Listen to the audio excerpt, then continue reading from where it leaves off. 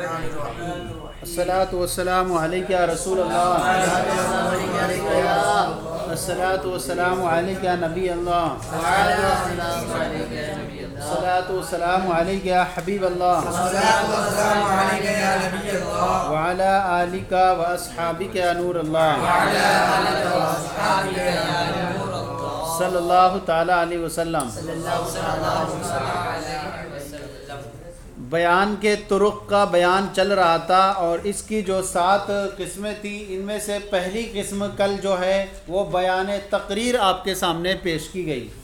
آج جو ہے وہ آپ کے سامنے پیش کر رہے ہیں بیان تفسیر۔ بیان تفسیر کیا ہوتا ہے؟ بیان تفسیر وہ لفظ ہے جس کے ذریعے متکلم اپنے کلام کے اس لفظ کی مراد ظاہر اور واضح کر دے جو پہلے غیر ظاہر المراد اور غیر مکشوف المراد تھے۔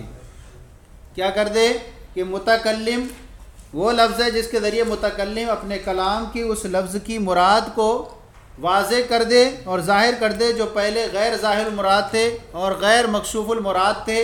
کس وجہ سے غیر مکشوف المراد تھے؟ یا تو وہ مشترک ہونے کی وجہ سے، یا کنائی الفاظ ہونے کی وجہ سے، یا مجمل یا خفی وغیرہ ہونے کی وجہ سے۔ اب ان کی مراد کو کیا کر دے؟ وہ واضح کر دے۔ یا اس کی یوں ایک تعریف کو کر سکتے ہیں کہ کلام سابق غیر واضح المراد ہو تو کلام لاحق کے ذریعے واضح کرنا۔ کلام سابق غیر ظاہر المراد کو کلام لاحق کے ذریعے کیا کرنا؟ واضح کرنا۔ کلام سابق غیر ظاہر المراد کو کلام لاحق کے ذریعے واضح کرنا۔ اب یہاں پر یا تو وہ مشترک ہو یا مجمل ہو، اس طور پر کہ آپ نے لفظ صلاۃ سنا، قرآن پاک میں آیا اقیموا الصلاۃ وآتوا الزکاۃ، یہاں پر لفظ صلاۃ تو آیا لیکن یہ اجمال ہے، کیسے نماز پڑھنی ہے اس کا بیان جو ہے وہ آیا نبی اکرم صلی اللہ علیہ وسلم کے کہ صلوا کما رأیتمونی اصلی، نبی کریم صلی اللہ علیہ وسلم نے اس کو پڑھ کر کے بتایا۔ اسی طرح آتوا الزکاۃ، زکوٰۃ ادا کرو تو کتنی زکوٰۃ ادا کرنی ہے، کچھ اس میں شرائط نہیں تھی، اس کا اجمال جو آیا، تفصیل آئی وہ حق نصاب کے بارے میں اور کیا ہے جو چیزیں مالک نصاب ہونے کے لیے اور کتنا مال ہونا چاہیے وہ حدیث پاک سے بیان کیا گیا۔ اسی طرح الفاظ کنائی وغیرہ جیسے انتی بائن، تو بائنہ ہے، تو اب یہاں پر کئی اعتبار سے تھے کہ تو جو ہے نعمتوں سے جدا ہے یا تو گناہوں سے جدا ہے وغیرہ، یا تو جو ہے تجھے طلاق بائنہ ہے، تو یہ جو ہے مشترک تھا۔ تو اس اعتبار سے جب شوہر واضح کر دے تو یہ کیا ہو جائے گا؟ اس کی مراد متعین ہو جائے گی۔ اب یہاں پر بیان فرماتے ہیں آپ کے سامنے کہ بیان تفسیر کیا ہوتی ہے؟ وَأَمَّا بَيَانُ التَّفْسِيرِ فَهُوَ مَا إِذَا كَانَ اللَّفْظُ غَيْرَ مَكْشُوفِ الْمُرَادِ فَكَشَفَهُ بِبَيَانِهِ۔ وہ بیان تفسیر وہ لفظ ہے کہ جب لفظ کی مراد کیا ہو؟ واضح نہ ہو، غیر مکشوف المراد ہو، یعنی لفظ مراد کے اعتبار سے کھلا ہوا نہ ہو، مراد اس کی واضح نہ ہو، فَكَشَفَهُ تو متکلم اس مراد کو کھول دے، واضح کر دے، ظاہر کر دے، بے بیان ہی اپنے بیان کے ذریعے سے۔ تو جب لفظ کی مراد جو غیر مکشوف المراد ہو، غیر ظاہر المراد ہو، تو متکلم اپنے بیان کے ذریعے اس مراد کو کیا کر دے؟ واضح کر دے، تو اس کو کہتے ہیں بیان تفسیر۔ مثال ہو، اس کی مثال اس طور پر ہے اذا قال لفلان علی شیء، جب کسی نے یہ کہا کہ مجھ پر کیا ہیں؟ کچھ چیز ہیں، لفلان فلاں کے مجھ پر کیا ہے؟ کچھ ہیں۔ اب یہ شے جو ہے یہ اجمالی شے ہے کہ وہ کیا ہو سکتی ہے؟ وہ اجمالی کچھ بھی ہو سکتی ہے، کتنے ہیں، اگر پیسے ہیں تو کتنے ہیں، تو یہ ساری صورتیں، یا کوئی اور چیز اشیاء میں سے تو وہ کیا ہے؟ اجمال ہے اس کے اندر۔ اب اس کے بعد جب متکلم لے آیا اپنا بیان اور اس نے یہ کہہ دیا کہ فلاں کے مجھ پر جو ہیں وہ ایک کپڑا ہے، فلاں لشیء علیہ لفلان علیہ شیء بثوب، فلاں کے مجھ پر جو ہے کچھ ہیں، کس کے؟ کپڑے کے، کچھ پیسے ہیں مجھ پر، کس کے؟ کپڑے کے۔ ثم فسر الشیء بثوب، پھر اس نے جو ہے اس مجمل کی جو اس کے کلام میں واقع ہوا تھا اس کی تفسیر کر دی ثوب کے ذریعے، تو یہ ثوب کیا کہلائے گا؟ بیان تفسیر کرائے گا، اور اس کلام کی جس کے اندر اجمال پایا جا رہا تھا۔ تو اب یہ ہو جائیں گے کچھ کیا ہوں گے؟ کپڑے کے بدلے میں ہوں گے، کیا ہو جائیں گے؟ تو اسے کہیں گے بیان تفسیر۔ تو کیا ہوگا کہ کلام کے اس لفظ کی جو مظاہر مراد جو غیر ظاہر المراد تھے، اب کیا کر دے، اپنے کلام کے ذریعے اس کی مراد کو واضح کر دے۔ تو واضح کر دی کس نے؟ اس نے، ثوب نے، کہ کچھ کیا ہیں وہ کپڑے کے بدلے کے ہیں۔ تو اب اس اعتبار سے یہ ثوب کیا کہلائے گا؟ بیان تفسیر کہلائے گا۔ لفلان علیہ شیون کے فلاں کے مجھ پر کچھ ہے، ثم فسر شے، پھر اس شے کی تفسیر کر دی بالثوب کے ذریعے، او یا یہ کہا کسی نے علیہ عشرۃ دراہیم، کہ مجھ پر جو ہیں 10 درہم ہیں اور کچھ ہیں، کیا ہیں؟ مجھ پر 10 درہم ہیں اور کچھ ہیں۔ دیکھیں یہاں پر جو ہے نا، آپ یہ یاد رکھیں کہ مبرد کے نزدیک جو ہوتا ہے، یہاں پر نیف سے جو مراد لیتے ہیں 1 سے لے کر 3 تک کا کوئی عدد ہوتا ہے، 1 سے لے کر 3 تک کا کوئی عدد مراد ہوگا۔ یعنی متکلم کے کلام میں جب اس نے یہ کہا علیہ عشرۃ دراہیم و نیف، میرے اوپر کیا ہے؟ 10 درہم اور کچھ ہے۔ اب نیف کی جو ہے مراد جو ہے نا، وہ 1 بھی لیا جا سکتا ہے، 2 بھی لیا جا سکتا ہے، 3 بھی لیا جا سکتا ہے، لیکن جب متکلم اس کو بیان کر دے گا کہ میرے اوپر جو ہے وہ 11 ہیں، 12 ہیں یا 13 ہیں، تب یہ کیا کہلائے گا؟ نیف۔ یہ اس کی بیان کرنے سے کیا ہو جائے گا؟ وہ بیان تفسیر ہو جائے گا۔ کوئی بھی ایک عدد متعین کر دے گا وہ، تو اب وہاں وہ بیان تفسیر کہلائے گا۔ لیکن یہاں پر جو ہے 1 سے لے کر 3 تک کوئی بھی ہو سکتے ہیں، لیکن ہوتا اس کا استعمال جو ہے وہ 10 کے اوپر ہوگا۔ یہاں پر 1 سے لے کر 3 تک تو ہوگا، لیکن عام طور پر بولا جائے گا یہ کسی دہائی کے بعد۔ اور ایک قول یہ ہے کہ دوسرا، کہ یہاں پر لفظ نیفن ایسا مشترک لفظ ہے جس کی مراد معلوم ہونا بیان متکلم سے سمجھ میں آتی ہے، اور یہ اس کا استعمال جو ہوتا ہے وہ دہائیوں کے بعد ہوتا ہے، دہائیوں کے بعد ہوتا ہے۔ اب دہائیوں کے بعد جو ہے 10 20 30 40 100 90 تک لے کے جا سکتے ہیں، لیکن 11 سے لے کر 19 تک ان کے یہاں ہو سکتا ہے، کوئی سا بھی ایک عدد مراد ہو سکتا ہے۔ لیکن جب متکلم ان میں سے کوئی متعین کر دے تو ایسی صورت میں کیا کہیں گے؟ یہ بیان تفسیر کہلائے گا۔ لہذا ایسی صورت میں جو ہے یہ خمسۃ و عشرۃ و نیف نہیں کہہ سکتے، کیونکہ خمسۃ آ گیا تو نیف لانے کی ضرورت نہیں تھی۔ ہاں اس طرح سے کہہ سکتے ہیں عشرۃ و نیف۔ اب نیف تو کہہ دیا، لیکن اس کی مراد کون کرے گا؟ وہ متکلم تعین کر دے گا، تو پھر وہ بیان تفسیر ہو جائے گا۔ تو پھر اب دیکھیے یہاں کہتے ہیں او قال علیہ عشرۃ دراہیم و نیف، میرے اوپر جو ہیں وہ 10 درہم ہیں اور کچھ ہیں، ومن واحد الی ثلاث، 1 سے لے کر 3 تک اس کا استعمال ہوتا ہے۔ ثم فسر نیفا، پھر متکلم نے نیف کی کیا کر دی؟ تفسیر کر دی، مثلا 1 یا 2، تو ایسی صورت میں یہ کیا کہلائے گا؟ بیان تفسیر کرائے گا۔ متکلم جو بھی عدد بیان کر دے گا وہ کیا کہلائے گا؟ بیان تفسیر کہلائے گا۔ سمجھ میں آ گیا؟ او قال علیہ دراہیم وفسر بعشرۃ، اسی طرح کسی نے کہا کہ مجھ پر جو ہے دراہیم ہے، کچھ درہم ہے۔ اب درہم یہ جمع کا لفظ ہے، اب جمع کا لفظ ہے تو جمع کا اطلاق جو ہے 3 پر بھی ہو سکتا ہے، زیادہ پر بھی ہو سکتا ہے، تو کتنے ہیں اس کی تعین نہیں ہو رہی کہ مجھ پر جو ہے فلاں کے دراہیم ہیں۔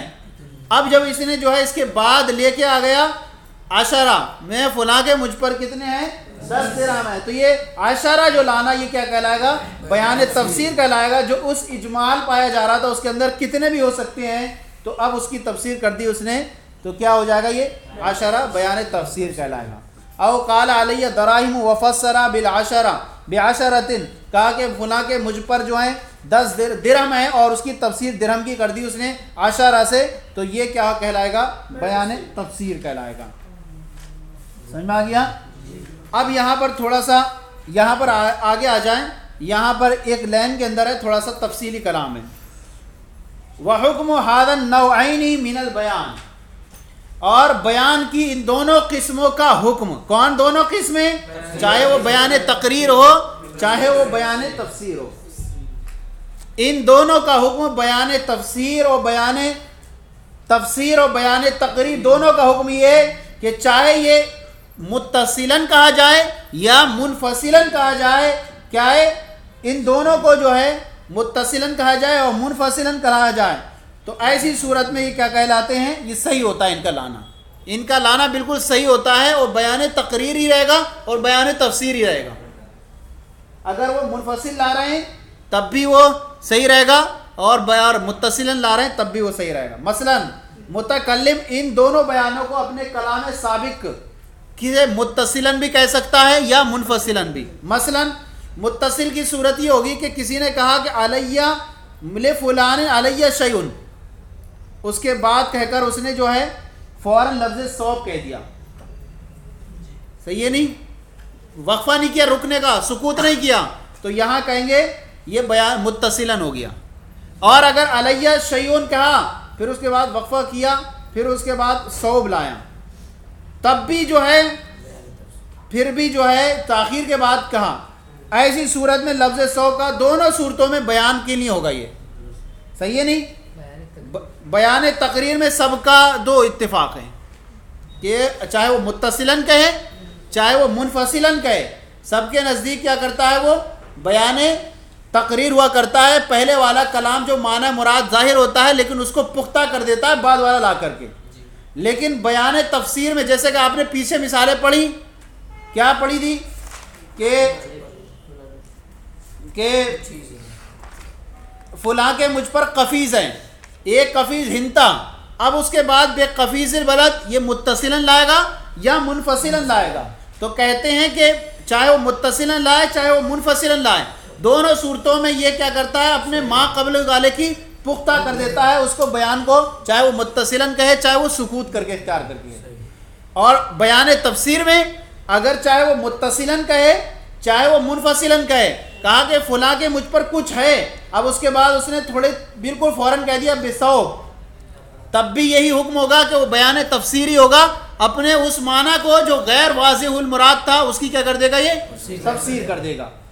یہ کیا ہے، اتفاقی مسئلہ۔ اس میں جو ہے سارے لوگ کہتے ہیں کہ یہ جب متصلاً کہا جائے تب بھی اس کا حکم ویسے ہی ہے جیسے بیان تقریر کا ہے۔ لیکن اگر کسی نے اسے توقف سے کہا، بیان منفصلاً کہا، اسے تھوڑا توقف سے کہا، فصل کر کے کہا، تب ایسی صورت میں جو ہے حکم اختلاف ہو جاتا ہے۔ اس میں جو ہے تمام جو ہے اکثر شوافع کا اتفاق تھا، اس میں بیان تقریر میں تو سب کا علماء کا اتفاق ہے، اس کو کلام سابق سے چاہے متصلاً کہا جائے چاہے منفصلاً کہا جائے، کیونکہ بیان تقریر کیا کرتا ہے، کلام سابق کو متغیر نہیں کرتا ہے۔ بیان تقریر بلکہ کلام سابق سے جو مفہوم ہوتا ہے وہ اس کو کیا کرتا ہے۔ بیان تفسیر میں تو سب کا اتفاق ہے، بیان وہ تقریر میں، لیکن بیان جو تفسیر ہے اس میں اکثر شوافع کے نزدیک بیان تفسیر بھی بیان تقریر کی طرح ہوتا ہے، بیان تفسیر بھی بیان تقریر کی طرح، چاہے اسے متصلاً کہا جائے چاہے اسے منفصلاً کہا جائے۔ لیکن جب اسے منفصلاً کہا جائے تب ایسی صورت میں جو ہے بعض شوافع کا اور اس میں عبد الجبار سیرفی ان کا اختلاف ہے۔ کیا ہے؟ عبد الجبار سیرفی اور بعض شوافع کا اس میں اختلاف ہے۔ وہ کہتے ہیں کہ ایسی صورت میں جب اسے بیان تفسیر کو منفصلاً کہا جائے گا، اپنے ما سابق کلام سے تھوڑا رک کر کے کہا جائے گا، تب ایسی صورت میں اسے بیان تفسیر نہیں کہیں گے، بیان تفسیر نہیں کہیں گے، بلکہ وہ کہتے ہیں ایسی صورت میں اسے تاخیر سے لانے کو ناجائز قرار دیتے ہیں۔ وہ کہتے ہیں کہ اگر ہم بات تھوڑی بعد میں لائیں گے تو ہم کہیں گے کہ یہ خطاب سے مقصود کیا ہوتا ہے، حکم کو واجب کرنا۔ خطاب کیا علیہ الفن، مجھ پر کوئی چیز ہے، اب اس کے بعد اس نے تھوڑا وقف کے بعد لا رہا ہے، کہہ رہے ہیں خطاب سے مقصود کیا ہوتا ہے، عمل کو واجب کرنا۔ اب کوئی تھوڑا متکلم کی طرف سے جب بیان ہی نہیں آ رہا ہے، کافی دیر رک گیا، اس کے دیر کے بعد آئے گا تو یہ جو ہے موقوف کر دے گا اور بیان کا انتظار رہے گا اسے۔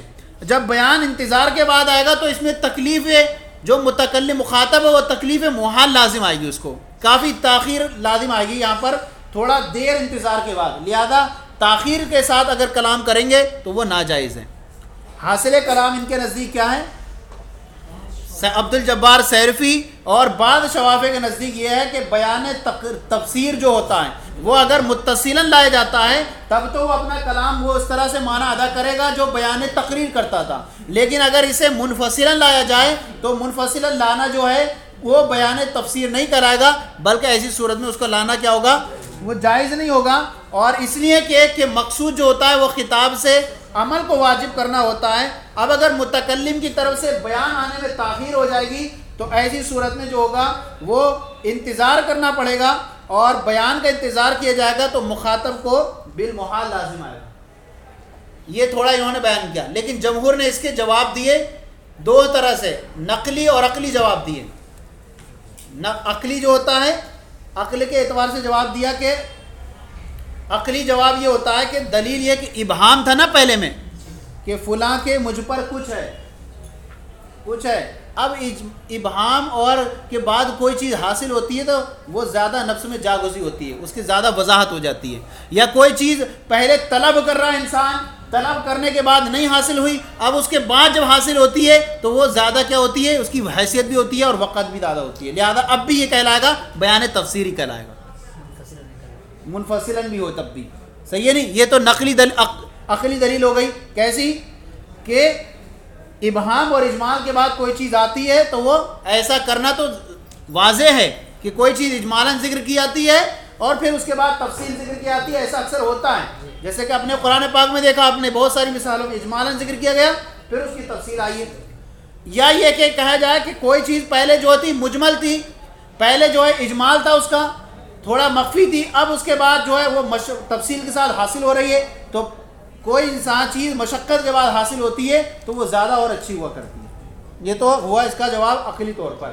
نقلی جواب اس کا یہ ہے کہ قرآن پاک کی آیت کریمہ ہے، قرآن پاک میں اللہ تعالیٰ ارشاد فرماتا ہے لا تحرک به لسانک لتعجل به ان علینا جمعہ ثم ان علینا بیانا لا تحرک به لسانک لتعجل به ان علینا جمعہ وقرآنا فَإِذَا قَرَأْنَاهُ فَاتَّبِعْ قُرْآنَهُ ثُمَّ إِنَّ عَلَيْنَا بَيَانَهُ۔ یہاں دیکھیے کہ نبی کریم صلی اللہ تعالیٰ علیہ وسلم سے اللہ تعالیٰ فرما رہا ہے، اے نبی صلی اللہ علیہ وسلم لا تحرک بھی لسانک، آپ اس کے ذریعے اپنی زبان کو حرکت نہ دیجئے، لِتَعْجِلَ بِهِ تاکہ اس کے ذریعے سے جلدی جلدی کریں یاد کرنے میں، إِنَّ عَلَيْنَا جَمْعَهُ ہمارے اوپر ہے اس کو جمع کر دینا، وَقُرْآنَهُ اور ہمارے اوپر ہے اس کو پڑھا دینا، تلاوت کرا دینا، فَإِذَا قَرَأْنَاهُ جب آپ اس کی تلاوت کریں گے، فَاتَّبِعْ قُرْآنَهُ تو آپ اس کے پڑھنے کی کیا کریں، پیروی کریں، ثُمَّ إِنَّ عَلَيْنَا جَمَعْنَا پھر ہمارے اوپر یہ کہ اس کو جمع کر دینا۔ اب یہ دیکھیے یعنی ہمارے اوپر ہے اس کے اس کو بیان کر دینا۔ اب یہ دیکھیے ثُمَّ کس لیے آتا ہے، تاخیر کے لیے آتا ہے، ثم کے ذریعے کیا گیا اس آیت میں لفظ ثم کو بیان کیا گیا، اور ثم کس کے لیے آتا ہے، تراخی کے لیے آ گیا، تو تراخی کے لیے آیا تو گویا کہ ما قبل کلام سے کتنی ہوئی، اس کی تاخیر ہو گئی۔ اب یہ گویا کہ نبی کریم صلی اللہ علیہ وسلم کو فرمایا جا رہا ہے یا رسول اللہ آپ پر جو کلام واقع نازل ہو رہا ہے آپ صرف تلاوت جاری کیجئے، اس کو صرف یاد کرنے کے بارے میں کوشش کیجئے، اس کے بارے میں جو اجمالی بحثیں ہیں، اس کے بارے میں جو مشترک ہیں، اس کے بارے میں جو متشابہات آیتیں ہیں، اس کے بارے میں جو محکمات میں سے ہیں اس میں آپ جو ہے نہ پڑھیے، وہ ساری چیزوں کو کیا ہے بیان کر دینا ہمارے اوپر ہے، ہم اس کو بیان کر دیں گے۔ اب دیکھیے کہ ثم ان علینا بیانہ یہ آیا اس کے بعد، اور ثم جو آتا ہے وہ تراخی کے لیے آتا ہے، لہٰذا یہاں پر کیا ہے بیان تقریر کیا کس کے لیے ہوگا، یہ بیان تفسیر کے لیے ہوا۔ تو حاصل کلام کیا نکلا، حاصل کلام یہ نکلا کہ کلام جو ہے وہ بیان تفسیر، چاہے وہ متصلاً کہا جائے چاہے وہ منفصلاً کہا جائے، دونوں صورتوں میں وہ کس لیے آتا ہے، بیان تفسیر کے لیے آتا ہے۔ جیسے کہ بیان تقریر میں تھا، چاہے وہ متصلاً کہا جائے چاہے وہ منفصلاً کہا جائے، سب کا اتفاق تھا کہ وہاں پر کس کے لیے آئے گا، بیان تقریر کے لیے آگا۔ اور اکثر شوافع کا بھی اس میں اتفاق ہے، کس میں، جب بیان تفسیر جو متصلاً ہو، منفصلاً ہو تو اس میں اختلاف تھا عبد الجبار سیرفی اور بعض شوافع کا، کہ انہوں نے کہا کہ یہاں پر منفصلاً ہونے کی صورت میں جو ہے وہ بیان تفسیر نہیں کرائے گا، کیونکہ ایسی صورت میں جو ہوگا کہ کس لیے خطاب اس لیے آتا ہے کہ متکلم کو جس چیز کا مخاطب کو جس کا انتظار تھا، اب جو ہے ایسی صورت میں انتظار کرایا جائے گا، پھر اس کے بعد جو چیز لازم آئے گی وہ تکلیف جو ہے محال لازم آئے گی۔ انہوں نے جواب دیے، اس کے پہلا جواب جو ہے عقلی طور پر دیا کہ کیا کہا کہ اجمال کے بعد تفصیل کرنا یہ تو شاید ضائع ایسا ہوتا ہے، اور دوسری چیز یہ کہ جو چیز پہلے طلب کی جا رہی ہو حاصل نہ ہو پھر حاصل ہو جائے مشقت کے بعد، وہ کیا ہوتی ہے، زیادہ اچھی ہوتی ہے۔ جیسے کہا جاتا ہے الکنایۃ ابلغ من الصریح، کنایا جو ہوتا ہے وہ سری سے زیادہ بلیغ ہوتا ہے. سری میں جو ہوتا ہے آسانی سے انسان کو مل جاتا ہے، اور کنایا میں جو ہے تھوڑا دیر کے بعد ملتا ہے. نہیں تو اب وہ کیا ہوتا ہے، آسان. باغس کو باغ میں جانے نہ دینا، نہ خون پروانے کا ہوگا. تو اب اگر صاف طور پر کہہ دیتے تو آسانی سے نہیں ہو سکتا تھا. دوسرا نقلی جواب دیا کون سا، ثم ان علینا بیانا. یہ ساری آیتوں کے بعد ثم آ رہا ہے، ثم تراخی کے لیے آتا ہے. تو یہ ہوگا کہ یہ کلام کا جو بیان آ رہا ہے وہ کتنے تفصیل بہت دیر کے بعد آ رہا ہے. تو اب آیت کریمہ کا مطلب یہ نکلے گا کہ یا رسول اللہ آپ صرف پڑھنے کی پیروی کیجئے اور ساری آیتوں کے احکامات کو بیان کر دینا، یہ ہمارے اوپر ہے. اور یہ بیان تقریر ہو یا بیان تفسیر ہو، دونوں صورتوں میں احناف کے نزدیک اور اکثر شوافی کے نزدیک، چاہے وہ متصلاً ہو منفصلاً ہو، دونوں صورتوں میں کس کے لیے آتا ہے، بیان تقریر میں ہوگا تو بیان تقریر کے لیے ہوگا، اور تفسیر والے مسئلے میں بیان تفسیر کے لیے ہوگا. تو کیا کہا، وہ حکم حاضر نوعین، ان دونوں نوع کا حکم، یعنی بیان کی یہ دونوں نوع کا حکم کیا ہے، ان یصیحا، کہ یہ ان کا جو ہوتا ہے یہ صحیح ہوا کرتی ہیں. بیان تقریر بھی ہوتی ہے اور بیان تفسیر بھی ہوتی ہے، چاہے وہ متصلاً ہو مفصولاً، چاہے وہ منفصلاً ہو. چلیں صلو علی الحبیب صلی اللہ علیہ وسلم.